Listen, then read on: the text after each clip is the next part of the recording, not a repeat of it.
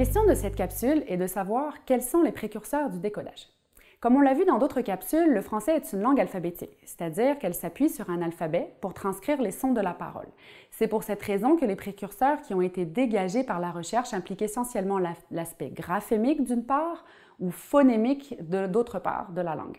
Des études longitudinales, c'est-à-dire des études qui ont suivi pendant plusieurs années un grand nombre d'enfants francophones avant l'apprentissage de la lecture et jusqu'à la fin du primaire, ont dégagé 3 grands précurseurs du décodage en français. Pour rappel, un précurseur est une habileté qui a été montrée comme soutenant le développement futur d'une capacité.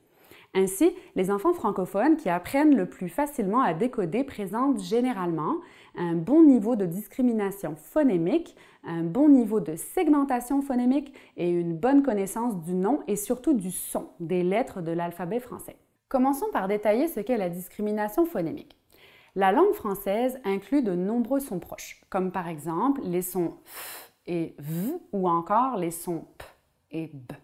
Il a été largement étudié que les nourrissons de 6 à 8 mois sont capables de percevoir l'ensemble des sons des langues du monde, mais qu'à partir de 12 mois, ils se spécialisent dans la perception des sons de leur langue maternelle. Ainsi, dans les premières années de sa vie, le bébé apprend à distinguer de mieux en mieux les sons de sa langue et à en percevoir les subtilités, et notamment à discriminer les sons ou phonèmes les plus subtilement distincts, comme les sons f et v ou encore les sons p et b. La grande majorité des enfants s'engagent donc dans la première année du primaire en ayant appris à discriminer de façon efficace ces sons.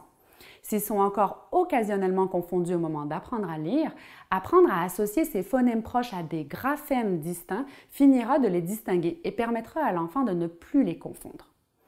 En revanche, les enfants allophones, nouveaux arrivants, de milieux socio-économiques défavorisés ou encore les enfants présentant des fragilités ou un trouble développemental du langage oral peuvent avoir de la difficulté à discriminer ces sons proches au moment d'apprendre à lire, ce qui rendra difficile la tâche d'associer aux phonèmes les graphèmes correspondants. Ainsi, les études longitudinales en français ont montré que la capacité à discriminer les phonèmes à 5 ans prédit le niveau de lecture à 8 ans. Pour ce qui est de la segmentation phonémique, elle est connue comme étant un précurseur majeur de l'entrée dans l'écrit. Dans l'enfance, avant l'apprentissage de la lecture, les enfants discriminent, comme nous l'avons vu, de mieux en mieux les sons de leur langue. Pendant l'enfance, ils apprennent des comptines, des chansons, ils se font raconter de nombreuses histoires par leurs parents. Toutes ces situations permettent à l'enfant de parfaire la discrimination des sons de sa langue, mais aussi d'être de plus en plus sensible à la structure sonore des mots. Il va par exemple percevoir les rimes qui relient plusieurs mots dans une histoire ou dans une chanson, ou encore apprendre à chanter en rythme en découpant les mots en syllabes et en tapant dans ses mains.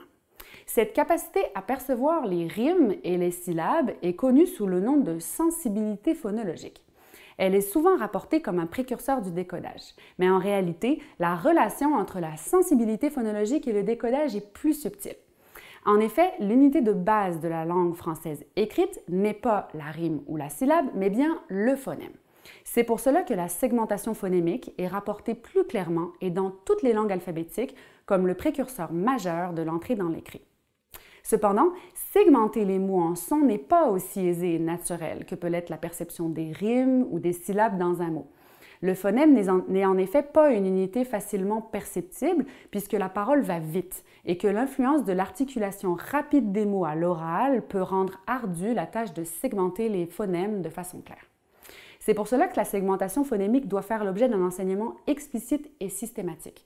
Les nombreuses études sur le sujet ont montré un lien direct entre les compétences des enfants à segmenter les mots en sons et leur capacité à décoder et à orthographier les mots.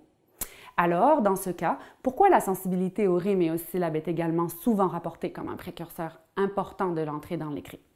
Si on y réfléchit bien, une rime correspond à un phonème ou à une syllabe en fin de mot, et elle est répétée dans plusieurs mots. Donc, repérer une rime revient donc souvent à repérer un phonème, donc à le segmenter du reste.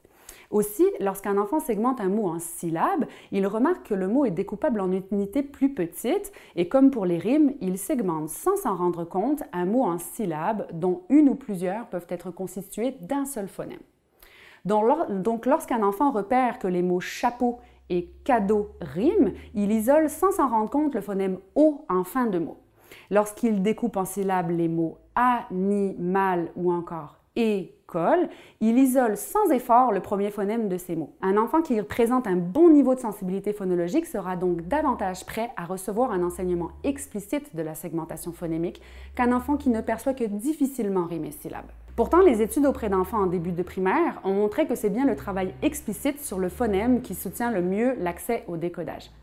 Les enfants qui présentent une sensibilité phonologique fragile peuvent donc également accéder au phonème, en notant que ce travail est systématique et explicite et suffisamment constant. Par exemple, on apprendra à un enfant à découper un mot comme chapeau en ch, a, p, o, ou le mot cadeau en k, a, t, o. Enfin, il est connu que les enfants qui connaissent le plus de noms de lettres réussissent mieux leur entrée dans l'écrit que ceux qui ne les connaissent pas. Là encore, les résultats sont plus subtils. En effet, connaître les lettres est important. Les avoir rencontrées, avoir appris à les dessiner avant la première année et savoir les reconnaître comme des symboles visuels particuliers est indispensable. En français, des études longitudinales ont montré que la connaissance du nom des lettres facilite l'apprentissage des correspondances graphèmes-phonèmes et que les connaissances alphabétiques en maternelle, c'est-à-dire la capacité à lire et à écrire les correspondances graphèmes-phonèmes les plus fréquentes et de petites syllabes, prédisent les performances en lecture à la fin de la première année. Cependant, une analyse plus précise de ces résultats a montré qu'en français, la raison pour laquelle les connaissances du nom des lettres prédit l'entrée dans l'écrit est parce que dans cette langue, le nom et le son des lettres coïncident très souvent. Le nom des voyelles correspondent à leur son, à l'exception du E et du Y, et pour les consonnes, il a été montré que c'est la connaissance de leur son à 5 ans qui explique le mieux le niveau de lecture à 8 ans. Apprendre le nom des lettres aux enfants est donc important et permet d'épeler des mots aux élèves.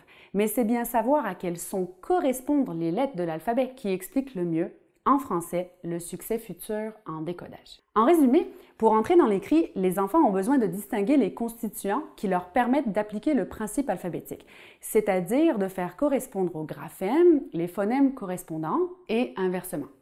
Discriminer les sons proches, segmenter les mots en phonèmes et connaître les lettres, leur forme, leur nom, voire même plutôt leur son, leur permet de reconstituer le casse-tête du code écrit.